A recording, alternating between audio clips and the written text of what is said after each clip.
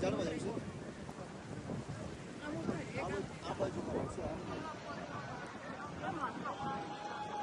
આ બાજુ અહીંયા હાલો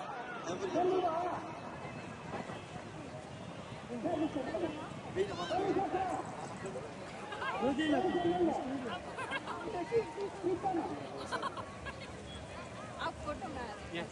फोटो